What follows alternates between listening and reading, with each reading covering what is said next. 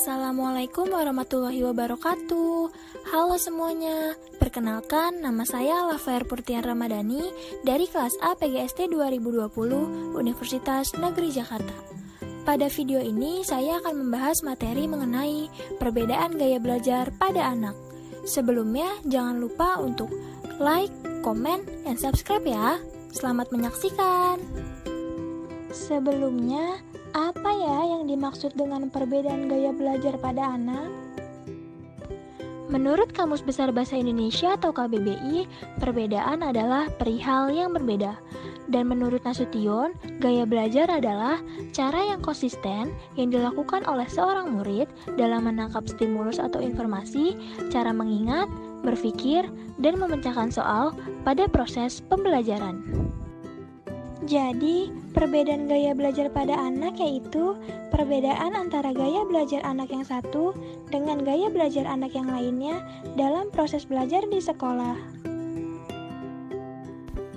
Perbedaan individual disebabkan oleh dua faktor, yaitu faktor keturunan atau bawaan kelahiran dan faktor pengaruh lingkungan. Kedua faktor ini memberikan pengaruh terhadap pertumbuhan dan perkembangan bagi peserta didik. Mungkin di salah satu faktor tersebut ada yang lebih dominan, namun tetap saja kedua faktor tersebut saling mempengaruhi. Dan ternyata ini loh yang menjadi penyebab kenapa setiap individu itu berbeda. Adapun 4 masalah kognitif penting yang mempengaruhi kemampuan belajar dan mengingat pada siswa.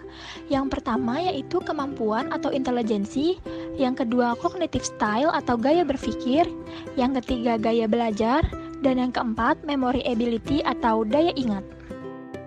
Selanjutnya yaitu 3 gaya belajar pada anak. Yang pertama ada auditori atau pendengaran, yang kedua visual atau penglihatan, dan yang ketiga kinestetik atau gerak. Yang pertama ada gaya belajar auditori atau pendengaran. Gaya belajar macam ini berhubungan dengan masalah pendengaran pada siswa. Hal ini ada kaitannya dengan proses belajar menghafal, membaca, maupun matematika dalam mengerjakan soal cerita. Kendala dalam gaya belajar auditori ini adalah anak sering lupa apa yang dijelaskan oleh guru, sering keliru apa yang disampaikan oleh guru, dan juga sering lupa membuat tugas yang diperintahkan melalui lisan. Siswa yang menyukai gaya belajar auditori umumnya tidak suka membaca buku petunjuk. Dia lebih suka bertanya untuk mendapatkan informasi yang diperlukannya. Selanjutnya ada gaya belajar visual atau penglihatan. Gaya belajar macam ini berhubungan dengan masalah penglihatan pada siswa. Hal ini ada kaitannya dengan proses belajar seperti matematika atau geometri, bahasa Mandarin dan bahasa Arab, dan apapun yang berkaitan dengan simbol-simbol atau letak simbol.